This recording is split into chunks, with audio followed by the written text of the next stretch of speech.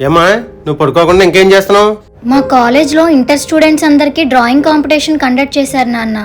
అందులో నాకు ఇచ్చిన టాపిక్ మీద నాకు ఎలా గీయాలో అర్థం కావడం లేదు. నీకు ఏ టాపిక్ మీద బొమ్మ గీయమన్నారు? సూపర్ హీరో డ్రాయింగ్ గీయమన్నారు. కానీ అతను ఎలా ఉంటారు, అతని గురించి నాకేమీ తెలియదు.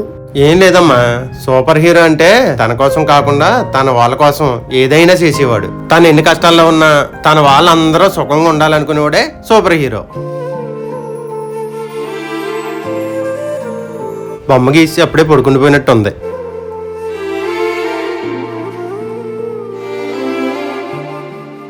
నా సూర్యుడివి, నా చంద్రుడివి, నా దేవుడివి నువ్వే, నువ్వే కదా సితార నా కలకి. నాన్న నువ్వు నా ప్రాణం మనిన